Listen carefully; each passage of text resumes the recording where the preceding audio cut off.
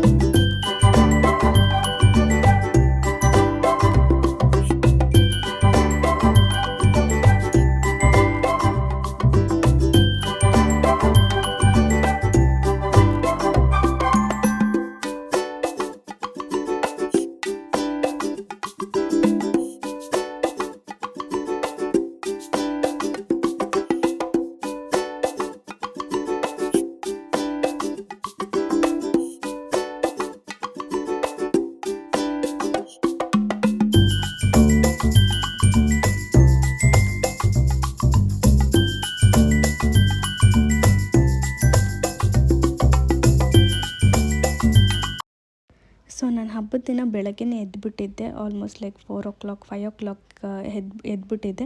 ಚಿಕ್ಕದು ಕೆಲಸ ಏನಿರುತ್ತೆ, ಚಿಕ್ಕ ಪುಟ್ಟ ಕೆಲಸ ಎಲ್ಲ ಮಾಡಿಕೊಂಡು, ಸೊ ಬೆಳಗ್ಗೆ ಫ್ರೆಶ್ ಅಪ್ ಆಗಿ ಮನೆ ಬಾಗಿಲಿಗೆಲ್ಲ ಅರಿಶಿನ ಕುಂಕುಮ ರಂಗೋಲಿ ಎಲ್ಲ ಹಾಕಿ ಡೆಕೋರ್ ಮಾಡಿದ್ದೆ. ಹಾಗೆ ಬಟ್ ಈ ಥರ ಎಲ್ಲ ನನಗೆ ಲೈಕ್ ಸ್ಪಿರಿಚುವಲ್ ಇರೋದೆಲ್ಲ ನನಗೆ ತುಂಬಾ ಇಷ್ಟ ಆಗುತ್ತೆ. ನಂಗೆ ಪೂಜೆ ಮಾಡೋದಾಗಿರ್ಬೋದು, ತುಂಬಾ ನನಗೆ ಖುಷಿ ಕೊಡುತ್ತೆ, ಲೈಕ್ ಪಾಸಿಟಿವ್ ವೈಬ್ಸ್ ಕೊಡುತ್ತೆ. ಸೊ ನನಗೆ ನಾನು ಹೇಳ್ದಾಗೆ ರಂಗೋಲಿ ನನಗೆ ಚುಕ್ಕಿ ಎಲ್ಲ ಹಾಕೋದೆಲ್ಲ ಬರೋದಿಲ್ಲ. ಸೊ ಈ ಥರ ಫ್ರೀ ಹ್ಯಾಂಡ್ ರಂಗೋಲಿ ಏನಿರುತ್ತೆ ಅದನ್ನೆಲ್ಲ ಹಾಕ್ತೀನಿ. ಸೊ ನನ್ನ ಹಸ್ಬೆಂಡ್ ಇದು ಆ್ಯಕ್ಚುಲಿ ಡೆಕೋರ್ ಮಾಡ್ತಾ ಇದ್ದಿದ್ದು, ಫ್ಲವರ್ಸ್ ಎಲ್ಲ ಇದ್ದಿದ್ದೆಲ್ಲ ಸಖತ್ ವೈಬ್ಸ್ ಕೊಡ್ತಾಯಿತ್ತು, ಲೈಕ್ ಫೆಸ್ಟಿವಲ್ ವೈಬ್ಸೇ ಕೊಡ್ತಾಯಿತ್ತು ನಮಗೆ. ಈ ಥರ ಎಲ್ಲ ಡೆಕೋರ್ ಮಾಡ್ತಾಯಿದ್ರು.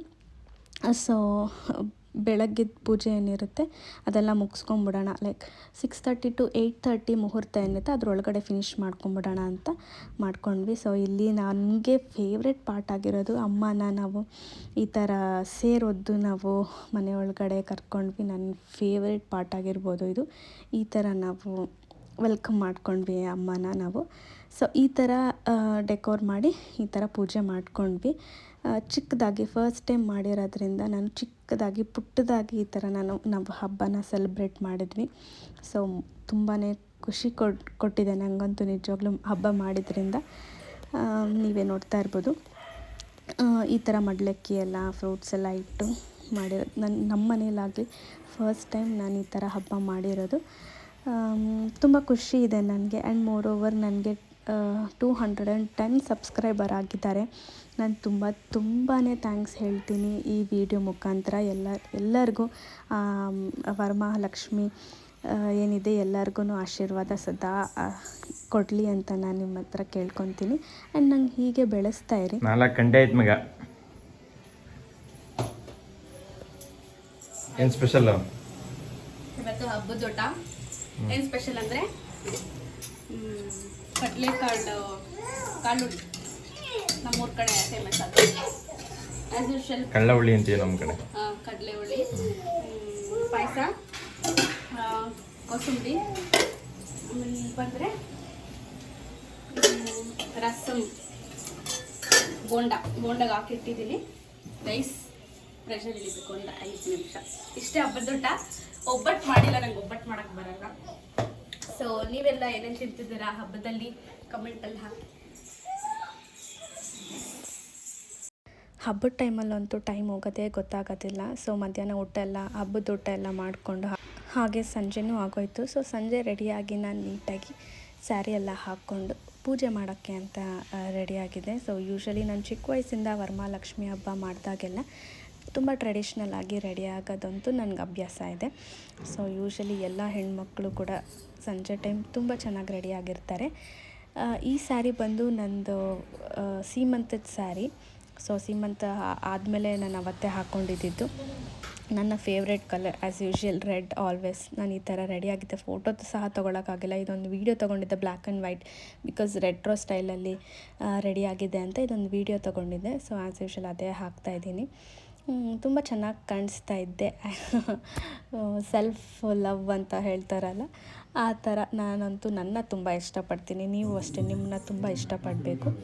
ಸೊ ನೋಡ್ತಾ ಹಬ್ಬದ ದಿನವೂ ಕಳೆದೋಯ್ತು. ಹಿಂದಿನ ದಿನ ಶನಿವಾರ ಏನಿದೆ ಅವತ್ತು ಶ್ರಾವಣ ಮಾಡೋಣ ಚಿಕ್ಕದಾಗಿ ಸಿಹಿ ಊಟ ಎಲ್ಲ ಮಾಡಿ ದೇವರಿಗೆ ಎಡೆ ಇಟ್ಟಿದ್ದಾಯಿತು.